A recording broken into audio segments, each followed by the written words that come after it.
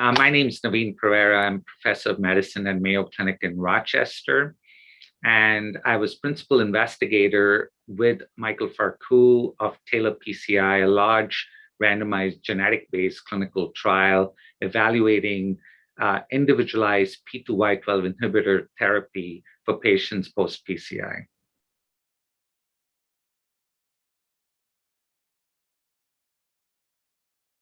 Yeah, so Tailor-PCI was one of the largest, in fact, the largest genetic-based clinical trial done in cardiovascular disease.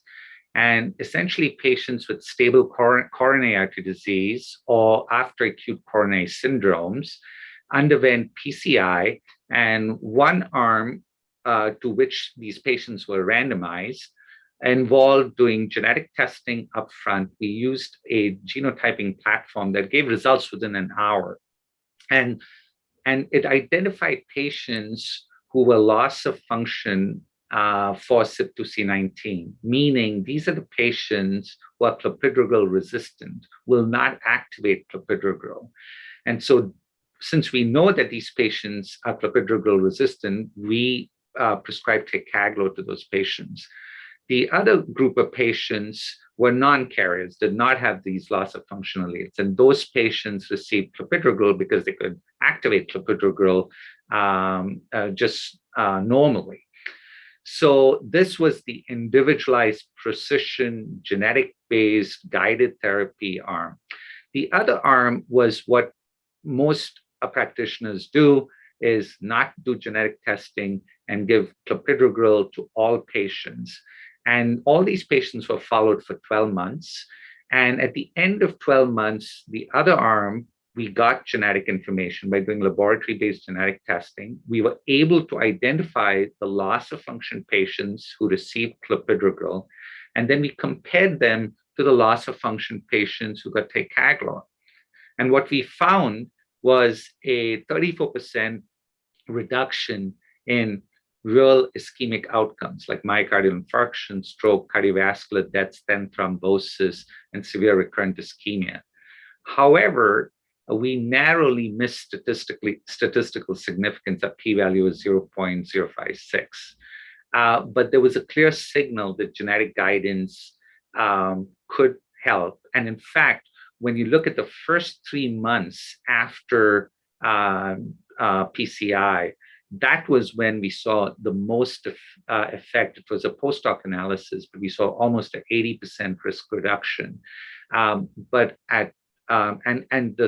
had a pre-specified sensitivity analysis. When you look at all events that occur to a patient and follow them through 12 months, we found a very statistically significant reduction in ischemic events with genetic guided therapy.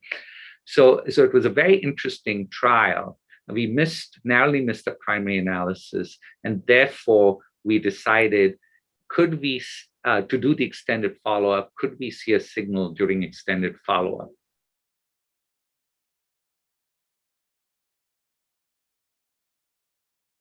Right. So the point of care genotyping test that we used in Tailor-PCI was unbelievably easy. The personnel that did the test, first of all, were not laboratory personnel. These were study coordinators who had no laboratory training. And all they did was take a buccal swab off the patient, then put it in a tube that contains a certain solution. And then that tube with the swab goes into a black box. And within 60 minutes, you'd get a genetic result. So it's almost like a point of care genotyping platform, very easy to use, very reliable in terms of results, because we confirmed all the results we got from that genotyping platform by laboratory-based investigation. And there was a 99% concordance rate. So reliable, easy to use, quick turnaround test.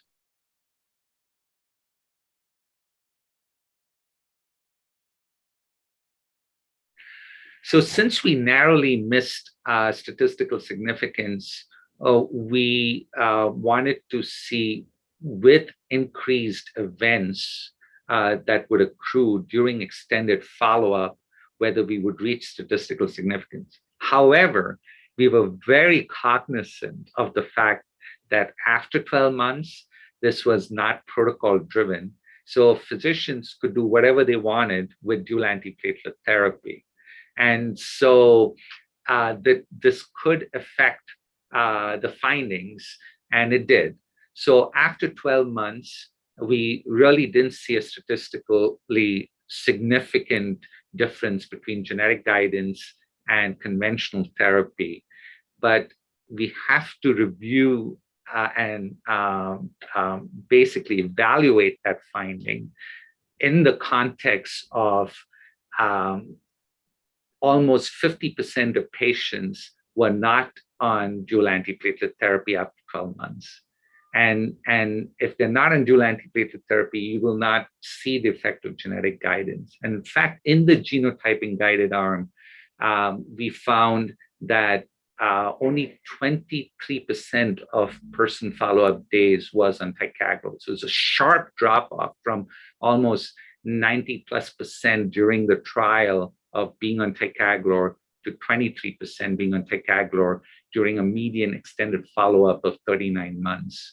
While with the clopidogrel group, there was still about 63% clopidogrel usage during extended follow-up. So we believe, though there was no statistical significance, these results are attenuated by the fact that patients were not on adequate dual antiplatelet therapy.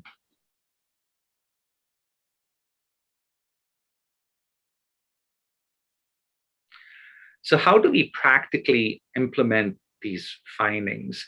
I think to do that, it's very important to get genetic testing results very quickly.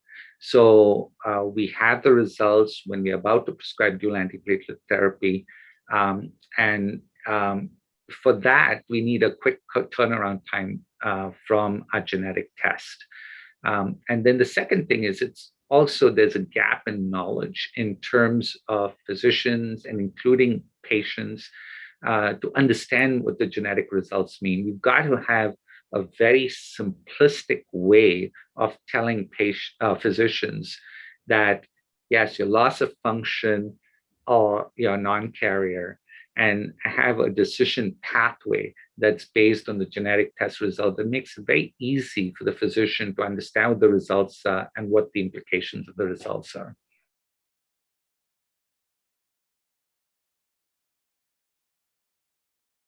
So the take-home message from all the data that we have thus far and the recent papers that are published is that we have to view genetic testing for drugs like clopidogrel, ticagrelor, prasugrel in the context of the totality of evidence.